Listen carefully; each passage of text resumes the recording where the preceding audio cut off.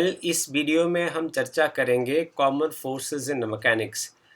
अभी तक आपने जो फोर्स के बारे में पढ़ा है, क्योंकि आपने Newton first law of motion, second law of motion और थर्ड लॉ ऑफ मोशन के बारे में लास्ट वीडियोस में जानकारी हासिल की है। हम आपके साथ सबसे पहले इस मैकेनिक्स वाले पार्ट को डिफाइन करना चाहेंगे, क्योंकि हमारा जो हेडिंग है इस आर्टिकल का उसके बारे में हमें क्लैरिटी होना चाहिए। तो mechanics is the area of physics which governs the motion of, न see carefully, motion of the macroscopic objects. अब आपको ये दोनों चीज़ों का मतलब समझना है। मोशन का मतलब होता है चेंज इन स्टेट। मोशन का मतलब होता है चेंज इन स्टेट। जब वस्तु की जो दशा है, किसी बॉडी की जो स्टेट है, दशा है, वो किसी भी तरीके से बदल जाए, चाहे रोटेशन से, चाहे वाइब्रेशन से, चाहे ट्रांसलेशन से, तो उसको हम मोशन में कहते हैं कि बॉडी मोशन में है। अब मोशन के लिए एक टर्म बहुत इंपॉर्टेंट होती है जो आपने Newton second law of motion से पढ़ा है, F is equal to M A. Okay, कि यदि एक बॉडी रेस्ट से अपनी स्टेट चेंज करती है और यूनिफॉर्म मोशन से अपनी स्टेट चेंज करती है, तो बिना फोर्स लगाए ये बात संभव नहीं है। So this is all according to the Newton's first and second law of motion. And as a question to the macroscopic object is concern, देखिए मैक्रोस्कोपिक का भी आपको मतलब समझना पड़ेगा। मैक्रोस्कोपिक का मतलब होता है large in size, large size object, large size object.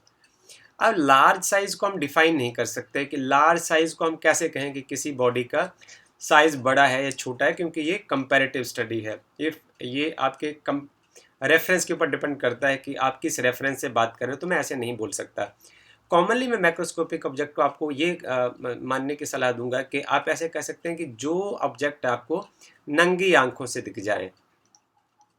और ये जो ऑब्जेक्ट है, नंगी आंखों से आपको चलती हुई चीज़ें क्या दिख सकती है? वो कोई बॉल हो सकती है, कार हो सकती है, साइकिल हो सकती है, ट्रक हो सकता है। हर चीज़ अब आप खुद समझ गए होंगे कि नंगी आंखों से किसी भी चलती हुई चीज़ को आप देखें तो उसको हम बोल देंगे कॉमनली फिजिक्स की टर्म में कि मैक्रोस्कोपिक ऑब्जेक्ट्स की हम बात कर रहे हैं। हम अपने वीडियो को पर जो इस कंटेंट की जो चर्चा है उसको हम फोकस करते हैं F is equal to M A.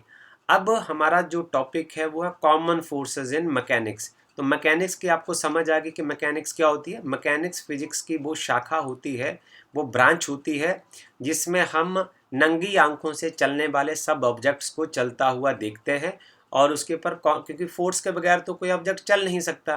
अब मैकेनिक्स को जब हम पढ़ेंगे या इन ऑब्जेक्ट्स को मूव करने के लिए या इन ऑब्जेक्ट्स को रोकने के लिए जितने भी फोर्स रोल प्ले करते हैं, इस वीडियो में हम उनके बारे में चर्चा करेंगे। फॉर एग्जाम्पल, आप यदि ये देखें, यदि मैं ऐसे करूं कि यदि F is equal to M A है और F is equal to M A की जगह यदि हम ऐसा कर दें कि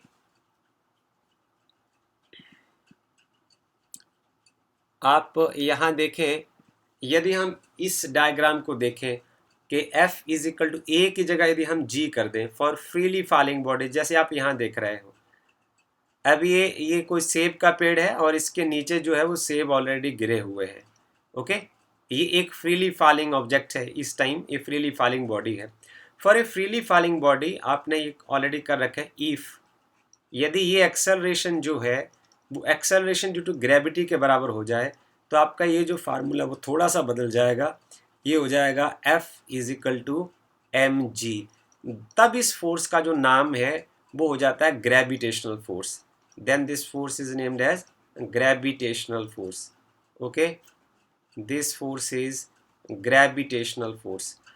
अब हम ग्रेविटेशनल फोर्स के बारे में अपने वीडियो को ले जाने की कोशिश करेंगे। देखिए, हम इसका डायग्राम कुछ इस तरीके से बनाते हैं। अब हम ग्रेविटेशनल फोर्स की ही चर्चा करेंगे। बेसिकली इसके ऊपर एक पूरा चैप्टर है, बाकी हम ज़्यादा बात वहाँ करेंगे, पर आज हम कॉमन फोर्सेस के बारे में पढ़ने वाले हैं, इसलिए हम इसके बारे में अभी थोड़ा सा बात करेंगे। So gravitational force, this is gravitational force के बारे में हम क्या क्या बोल सकते हैं। तो व्हेन ए विल बिकम जी, तो जैसे यहाँ ये अर्थ सरफेस है, इसके बारे में कुछ चर्चा हम करेंगे कि जो ग्रेविटेशनल फोर्स है ये मोर परवेसिव है। सबसे पहला पॉइंट हम आपके साथ ये बात करेंगे कि ये सबसे ज़्यादा देखा जाने वाला फोर्स है। इसको आप ऐसे बना दीजिए, this is more pervasive, this force is more pervasive. भाई because every object on the earth surface feels this gravitational force. It acts on every object.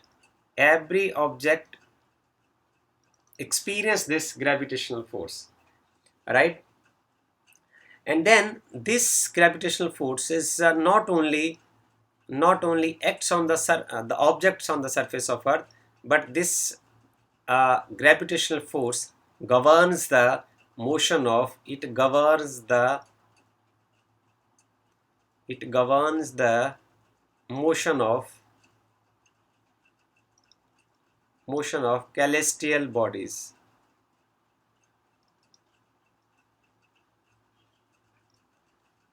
जितनी कैलेस्टियल बॉडीज हैं आकाश में जितनी भी चीज़ें आप देखते हैं, उनका सभी का जो मोशन है वो ग्रेविटेशनल फोर्स की वजह से कंट्रोल होता है। ग्रेविटेशनल फोर्स इसको गवर्न करता है। सबसे सुंदरता वाली बात ये है कि ये जो फोर्स है ये विदाउट एनी कंटेक्ट, आप देखिए बड़ी सुंदरता वाली बात, इसको आपने गौर से देखना है कि ये जो पेड़ है वो पृथ्वी के ऊपर है, बट ये जो पृथ्वी है वो इस एप्पल के कांटेक्ट में नहीं है। सो दिस फोर्स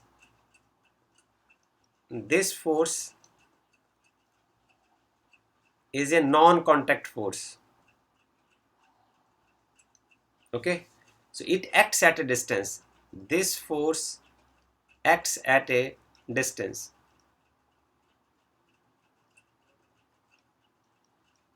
Right, मतलब it occurs without actual contact. It occurs without actual contact. बिना एक्चुअल कॉन्टैक्ट के ये फोर्स भी काम करता है। ये एक्चुअल कॉन्टैक्ट से भी काम करेगा और विदाउट एक्चुअल कॉन्टैक्ट से भी काम करेगा।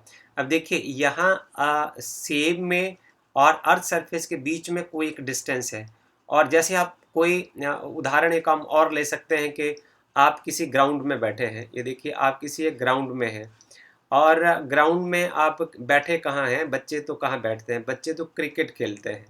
यदि आप क्रिकेट खेल रहे हैं और यहाँ से बैट्समैन जो हिट करता है और छक्का मार देता है, अब वो जो बॉल है वो आसमान में जाती है और ऐसे ऐसे ऐसे ऐसे करके वो बाउंड्री को क्रॉस कर जाती है। अब अर्थ जो है वो लगातार इसको अपनी ओर खींचती रहती है पर इसके संपर्क में नहीं होती। सो this is the example of without actual contact. This force acts on the object without actual contact. यदि कांटेक्ट में होगी तब तो ये फोर्स लगेगा, but without actual contact it also works, right? Another very important thing of this force is that it do not require, एक चीज हम इसके बारे में और लिखना चाहते हैं, do not require any intervening medium.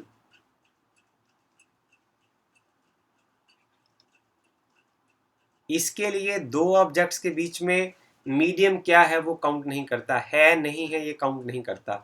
So this is the required information for you to know about the gravitational force, and just confine your text up to this point only, क्योंकि इसके लिए एक अलग सा चैप्टर अवेलेबल है।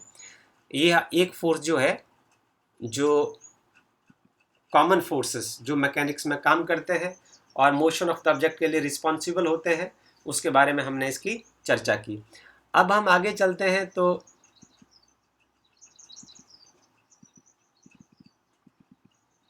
अब हम आगे बात करते हैं। पिछले हमने वीडियो में पढ़ा कि जो ग्रेविटेशनल फोर्स है वो विदाउट एक्चुअल कांटेक्ट भी काम करता है। तो हम अब इस रीजन में हम बात करेंगे कि जो कांटेक्ट फोर्स जो क्या होते हैं। इस पार्ट में हम चर्चा करेंगे कांटेक्ट फोर्सेस की। कांटेक्ट फोर्सेस का मतलब है कि ऐसे फोर्स जिनमें एक्चुअल कांटेक्ट, दो बॉडी एक दूसरे के संपर्क में हो, ये बात बहुत महत्वपूर्ण है। सो हम इस लाइन को हटाना चाहते हैं, कोई बात नहीं। So sometime it do not work, so that is troublesome. No. So we will now concentrate on our discussion on the contact forces, right? So contact forces क्या होते हैं, ये देखिए हम ऐसा लिख दें सबसे पहले, जो contact forces जो हैं वो क्या होंगे, इसके बारे में हम चर्चा करेंगे अब। contact force, कोशिश करें।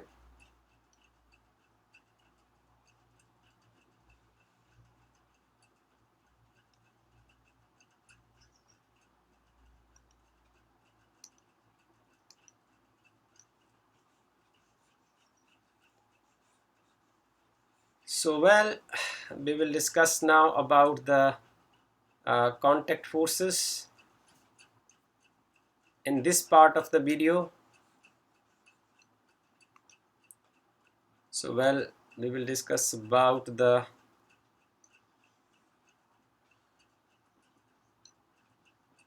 we will discuss about the contact forces. So is contact forces, right? When two bodies are in contact, in actual contact, when two bodies are in actual contact, for example, now this is one body A and this is another body B. So when two bodies are in actual contact with one another and they produce some force of interaction between on one another, this is called a contact force. इस चर्चा को आगे ले जाने के लिए हम सबसे पहले आपके साथ एक एग्जांपल करते हैं कि यदि मान लो जो कांटेक्ट है वो सॉलिड का सॉलिड के साथ है, okay, solid body is in contact with the solid body. इस एग्जांपल के साथ ये देखिए ज़रा, इसको हम आपके साथ बात करते हैं। So with contact with the solids, पहले केस में हम करते हैं कांटेक्ट विद, एक सॉलिड बॉडी है वो दूसरी सॉलिड बॉडी के कांटेक्ट में है, like this, okay. So contact with the solid.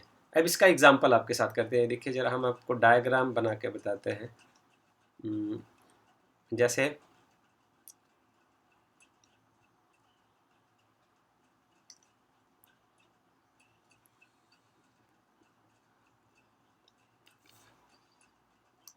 Okay, so we'll take on one diagram.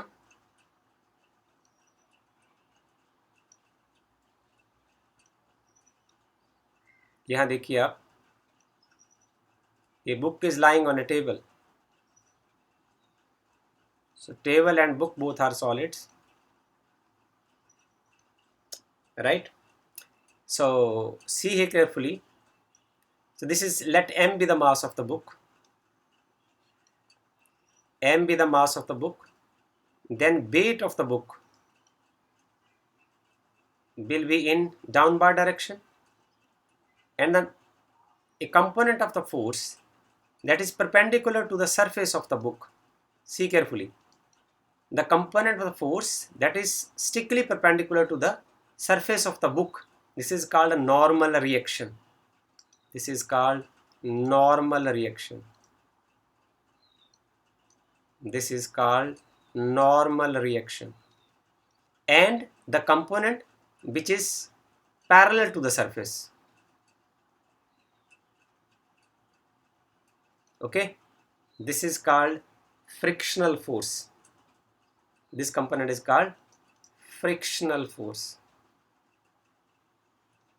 that comes into play between the two surfaces. This is called frictional force, okay. Now see, this is the normal reaction. You can write it's a normal reaction force. So these forces arises because of the actual contact between the two.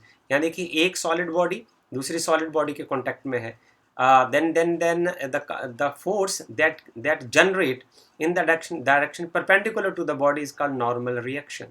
But the component of the force that exists between the tangents to the two bodies and it's in a parallel to the book or the surface. This is called a frictional force. Another example of the two bodies in contact is like this. Another example is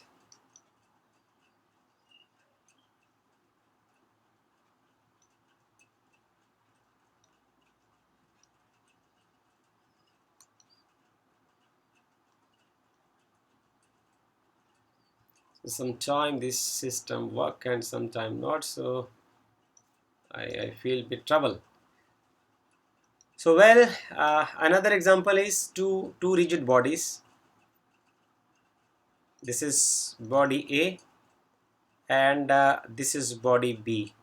So two rigid bodies are connected by a rod, right? So they both of these bodies will generate the force on B because of A and force on A because of B.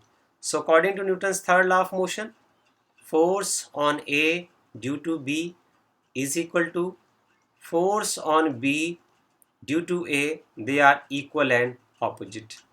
These two forces are equal and opposite. This is all about, not all about, but this is what I'm talking about, the contact forces. तो contact forces से अभी तक आपने क्या पढ़ा? जब दो bodies A and B एक रियलिटी में एक दूसरे के कांटेक्ट में होती है, जैसे ये दोनों बॉडीज कैसे हो सकती हैं? सॉलिड हो सकती हैं। इसमें जैसे फॉर एग्जांपल आप इसको A बॉडी मान लो, आप बेंच को B बॉडी मान लो, या इसको A बॉडी मान लो, या इसको B बॉडी मान लो। पर ऐसा भी हो सकता है कि हमेशा आपके साथ आपके पास कांटेक्ट के लिए सिर्फ सॉलिड बॉडी ना हो। तो इस चीज़ को भी हमें समझना है, उसको हम जानने की कोशिश करते हैं। फॉर एग्जांपल, यदि मान लो कि कांटेक्ट में जो सॉलिड बॉडी है वो जिस बॉडी के कांटेक्ट में है वो एक कोई फ्लूइड है। ओके, सो सबसे पहले तो फिर आपको फ्लूइड को समझना पड़ेगा कि फ्लूइड क्या होता है। मान लो एक सॉलिड बॉडी जो है वो जो दूसरी बॉडी है, ए बॉडी सॉलिड है और बी बॉडी फ्लूइड है। यदि मान लो जो दूसरी बॉडी है वो फ्लूइड है, सो फ्लूइड क्या होता है? सबसे पहले fluid is something that can flow. ऐसे लिख देते हैं, दैट कैन फ्लो।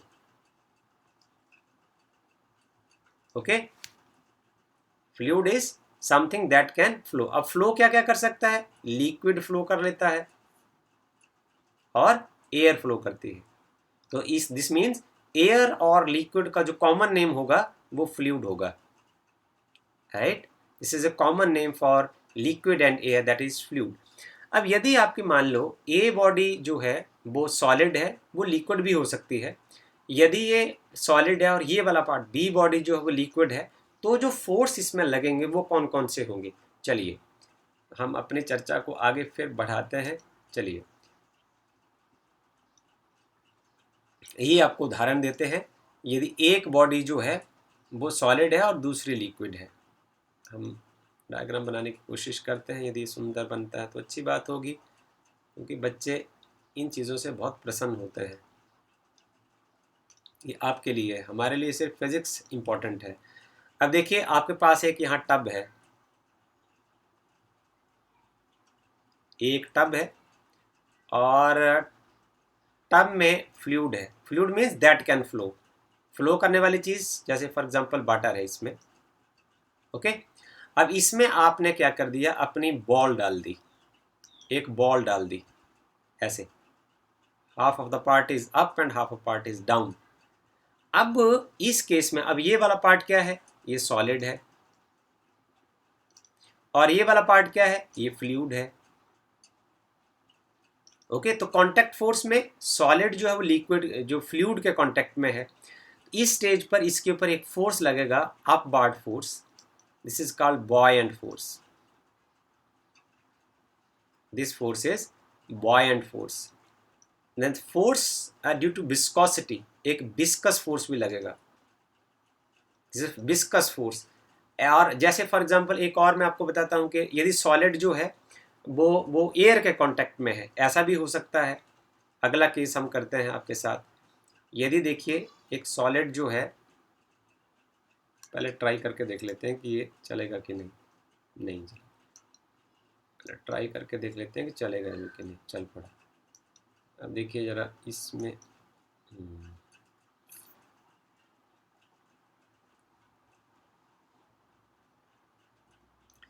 अब एक केस आपके साथ ये करके देखते हैं कि यदि मान लो एक का जो सॉलिड है वो दूसरा फ्लूइड एयर के कांटेक्ट में है।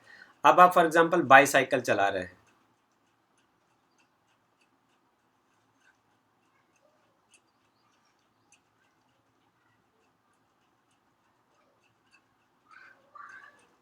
आप बाईसाइकिल चला रहे हैं, so you are moving in the forward direction, आप आगे की ओर चल रहे हैं, हवा जो है वो पीछे की ओर चल रही है, तो आप आ जाएंगे सॉलिड और एयर एयर जो है it's moving backward, so this is creating the resistance. Okay, so this force is called air resistance. This force is called air resistance. तो मुझे उम्मीद है कि आपको चीज़ें समझ आ गई होंगी इस पार्ट ऑफ द वीडियो से। पिछले पार्ट में हमने ये पढ़ा कि जो नॉन कॉन्टैक्ट फोर्स होता है ग्रेविटेशनल फोर्स होता है। आगे उसके बाद हम आगे यहाँ अगले पैराग्राफ में शिफ्ट किए, उसमें हमने कॉन्टैक्ट फोर्सेस के बारे में पढ़ा। वो सॉलिड का सॉलिड के साथ कॉन्टैक्ट फोर्स हो तो उनके नाम क्या होते हैं, नॉर्मल रिएक्शन वहाँ से पैदा होता है, फ्रिक्शनल फोर्स वहाँ से पैदा होता है। फिर जब सॉलिड जो है वो फ्लूइड के कांटेक्ट में आता है तो बॉयंट फोर्स पैदा होता है, विस्कस फोर्स पैदा होता है। इसको हमने यहाँ लिखा नहीं है, एक यहाँ से विस्कस फोर्स पैदा होता है। ये आगे हमारे पास पूरे चैप्टर हैं, उनके वहाँ आपको बिल्कुल क्लियर हो जाएंगे। थोड़ा सा आइडिया आपने लेकर रखना है। एक विस्कस फोर्स पैदा होता है और एक बॉयंट फोर्स पैदा होता है। और यदि सॉलिड एयर के कांटेक्ट में है तो एयर रेजिस्टेंस पैदा होता है। अब हम इन कांटेक्ट फोर्सेस की चर्चा अगले पेज तक आपके साथ लेकर चलते हैं। कुछ और फोर्सेस हैं मैकेनिक्स में जिनका आपको नॉलेज होना बहुत ज़रूरी है और आप इसको एंजॉय करेंगे और हर चीज़ आपको समझ आ जाएगी। फिर जब हम आपको अगले जो टेक्स्ट पढ़ाएंगे उस स्टेज के ऊपर आपको चीज़ें बड़ी तेज़ी से समझ आएंगी।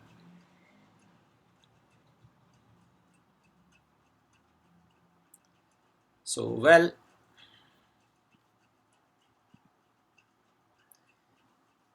वीडियो के इस हिस्से में हम पढ़ेंगे tension in the string and force due to spring. दो चीज़ें हम पढ़ेंगे। Tension in the we will study tension in the string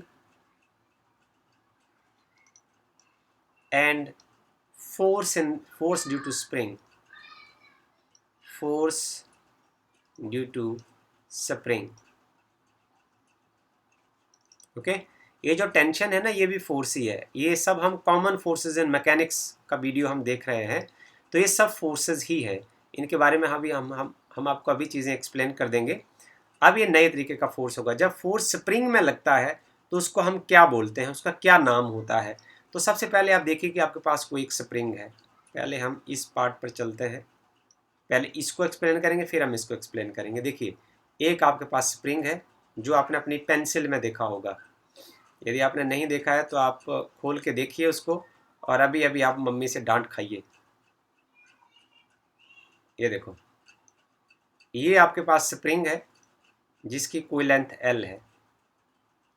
अब आपने पेंसिल खोल दी और मम्मी आज ही मार्केट से पेंसिल आपके लिए लेके आई है। फिर आपने उसकी जांच पड़ताल करनी शुरू कर दी। तो पहले आपने क्या किया कि उस स्प्रिंग को खींच के देखा।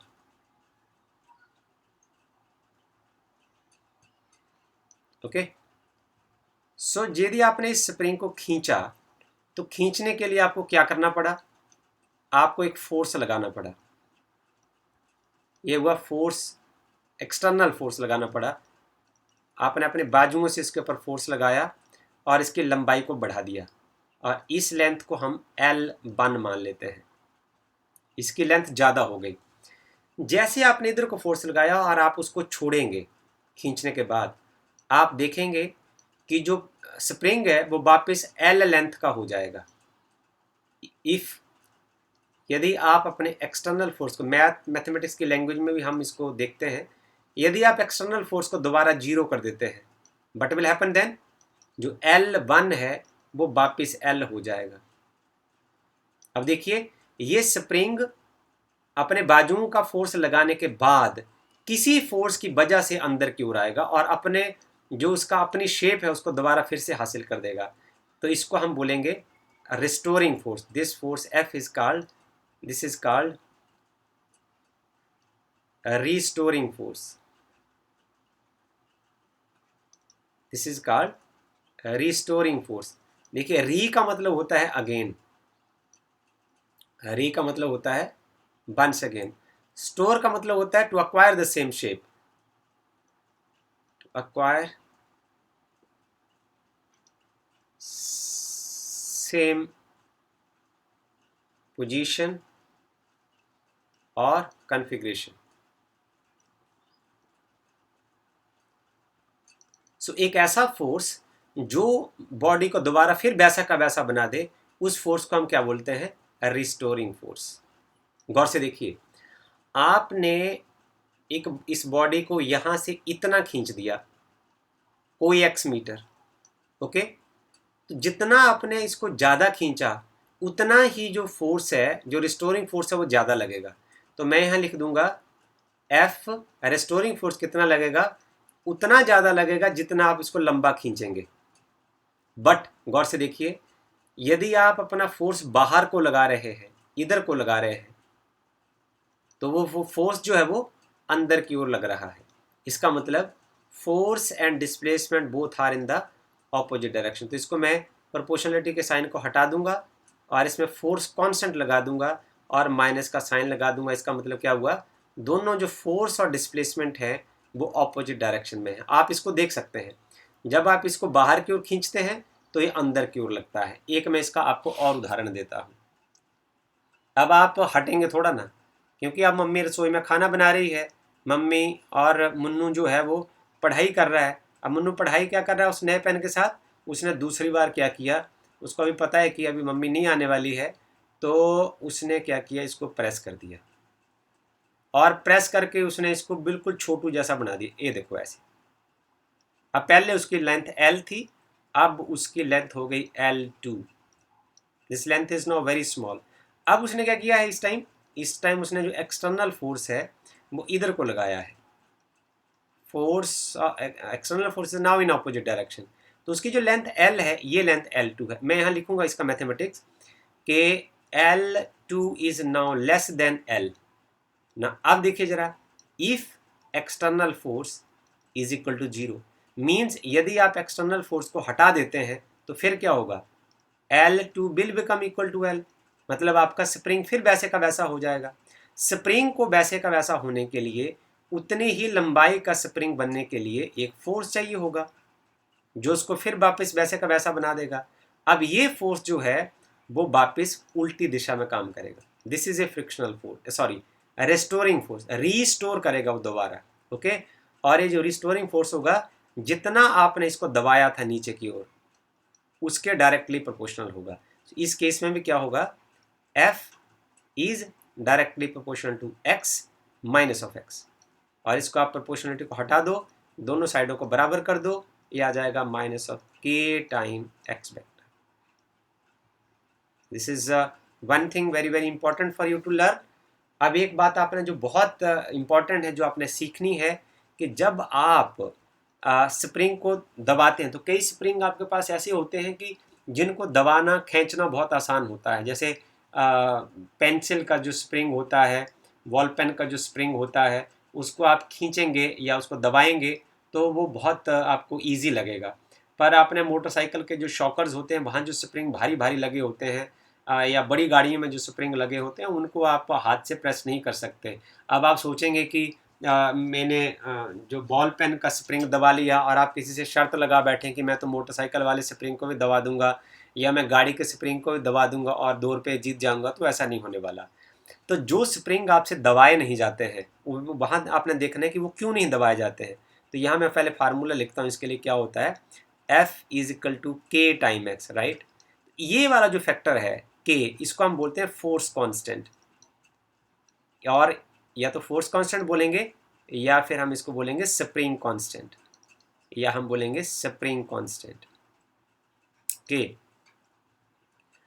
अब इस स्प्रिंग कांस्टेंट की वैल्यू जितनी ज़्यादा होगी, उतना ही आपको इसको कंप्रेस करना या एक्सपैंड करना मुश्किल होगा.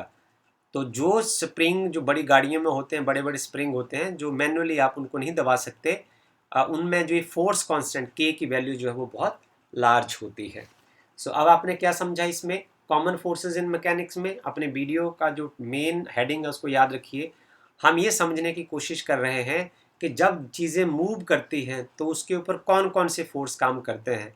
तो हमने पढ़ लिया ग्रेविटेशनल फोर्स होता है, नॉर्मल रिएक्शन फोर्स होता है, फ्रिक्शनल फोर्स होता है, बॉयंट फोर्स होता है, विस्कस फोर्स होता है, एयर रेजिस्टेंस होता है। और इस वीडियो में हमने ये देखा, इस पार्ट में हमने देखा एक एक्सटर्नल फोर्स होता है और जो जो बॉडी को मूव कराने में हेल्प करता है। और एक दूसरे फोर्स के बारे में जो पढ़ा वो है रिस्टोरिंग फोर्स। एक रिस्टोरिंग फोर्स होता है जो उसको वापस लाने में मदद करता है। अब हमने आगे फिर चलना है, अब हमारा जो टेक्स्ट है वो ख़त्म नहीं हुआ है, तो अब हम चलते हैं नेक्स्ट पार्ट में, उसमें हमने क्या सीखना है।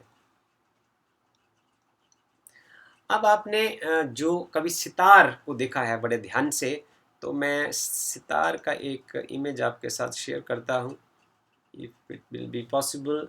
ओके, अब आप इस सितार को देख सकते हैं, इस सितार को सी केयरफुली। अब इस सितार को आप जरा गौर से देखिए, इसमें ना एक स्ट्रिंग होती है, जैसे ये स्ट्रिंग है, इसे vibrating string of length, of certain length. So you have a vibrating string.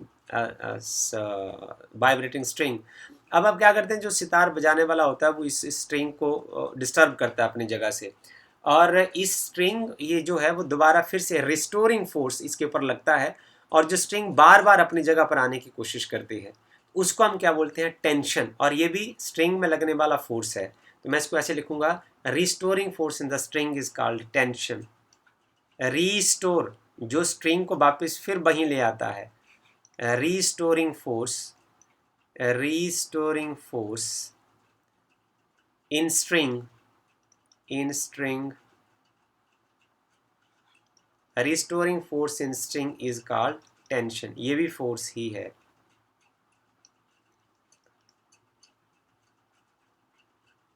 Okay, restoring force in string is called tension.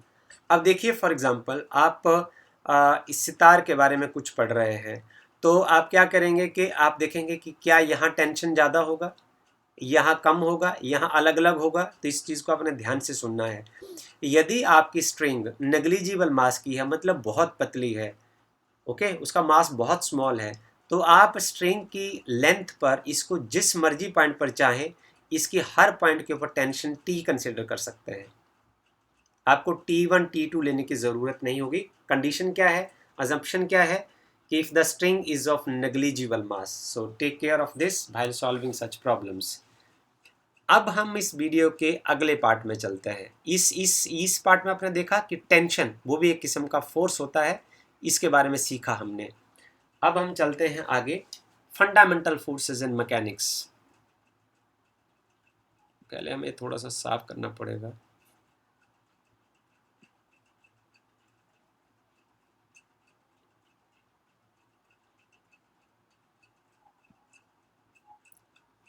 So 4 fundamental forces के बारे में हम इस पार्ट में बात करेंगे। तो मैं सबसे पहले आप इसको एक पिक्चर के माध्यम से आपको बताने की कोशिश करूँगा। Well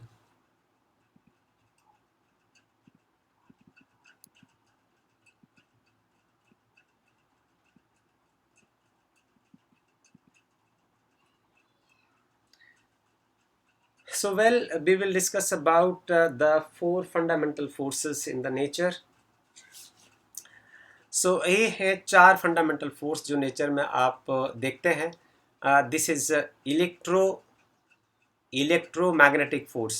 First is electromagnetic force, another is the weak nuclear force, then strong nuclear force, and this is the gravitational force. हमने अभी तक जो हमारे पास weak nuclear force है या strong nuclear force है, इसके बारे में अभी तक हमने जो टेक्स्ट पढ़ना है उसके अकॉर्डिंग इनकी हमें ज़रूरत डिस्कस करने की नहीं है। और जो ग्रेविटेशनल फोर्स है इसके बारे में हम अभी तक आपके साथ चर्चा कर चुके हैं। और जो इलेक्ट्रोमैग्नेटिक फोर्स है, हम इसके बारे में आपके साथ थोड़ा बात करते हैं। जितने कॉन्टैक्ट फोर्सेस के बारे में अभी तक हमने पढ़ा है, ये सारे जो कॉन्टैक्ट फोर्सेस है आपने याद रखना है, ये all are because of the electromagnetic force. ये सारे जो कॉन्टैक्ट फोर्सेस हैं जिनकी हमने चर्चा की, ये सारे इलेक्ट्रोमैग्नेटिक फोर्स की वजह से होते हैं। और ये आपको सुनना बड़ा अटपटा सा लगेगा। आप ये सोचेंगे कि जो हमने बॉडीज ली थी, क्योंकि जो इलेक्ट्रोस्टैटिक फोर्स, इन इलेक्ट्रोस्टैटिक में जो फोर्स लगते हैं वो लगते हैं यदि बॉडी चार्ज होनी चाहिए, या एक बॉडी चार्ज हो दूसरी अनचार्ज हो। मैग्नेटिक फोर्स कब लगता है? ये बॉडी में मैग्नेटिक मटेरियल होना चाहिए, बॉडी मैग्नेटाइज होनी चाहिए, बट ऐसा नहीं है। हर एक जो बॉडी है जिसकी हम चर्चा करते हैं, the different contact forces in mechanics mentioned here are fundamentally arise from the electrical force. अब ये आपको सरप्राइजिंग तो लगेगा कि ये जो फोर्सेस हैं सारे, ये तो या तो अनचार्ज बॉडी पर लगे या फिर नॉन मैग्नेटिक बॉडीज हम मैकेनिक्स में इनके साथ डील करते हैं। बट यदि माइक्रोस्कोपिक लेवल पर हम यदि देखें तो जो सारी बॉडीज हैं made up of charge constituents होते हैं उसके, जैसे उसमें न्यूक्लियाई होगा, इलेक्ट्रॉन्स होंगे। ये देखिए जैसे ये बॉडीज़ होंगी, तो ये जो बॉडीज़ बनाई है, ये न्यूट्रॉन प्रोटॉन को क्या दिखाया गया है यहाँ। तो इसमें हर बॉडी में अंदर जो है फिर एटम में कन्वर्ट हो जाती है। एटम का अपना न्यूक्लियाई होता है और उसके किनारे इलेक्ट्रॉन, और उसके न्यूक्लियस में प्रोटॉन होते हैं और उसके किनारे इलेक्ट्रॉन घूमते रहते हैं। तो जो various contact forces arising due to the elasticity of the bodies, या फिर मॉलिक्यूलर कोलिजन की वजह से जो वो अपना इम्पैक्ट छोड़ते हैं, ये ultimately they are because of the electrical force between the charged constituents of the different bodies. So पर माइक्रोस्कोपिक लेवल के ऊपर हम इस यदि फोर्सेस के बारे में पढ़ें तो हमें एक बहुत गहरी फिजिक्स अभी तक करनी पड़ेगी, और मैक्रोस्कोपिक लेवल में इन डिस्कशंस की इतनी ज़्यादा ज़रूरत नहीं पड़ती है। तो इसका अपने रफ आइडिया अपने पास रखना है। बाकी ये इतना वीडियो काफ़ी है about the common forces in mechanics. मैं इस उम्मीद के साथ इस वीडियो को क्लोज कर रहा हूं कि जो कंटेंट आपको कॉमन फोर्सेस इन मैकेनिक्स के बारे में बताया है, उसके बारे में अब आप बिल्कुल क्लियर होंगे। और इसके बाद हम सबसे पहला जो फोर्स इसके बाद हम डिस्कस करेंगे वो फ्रिक्शनल फोर्स होगा, और उसके लिए आपने तैयार रहना। Thank you very much.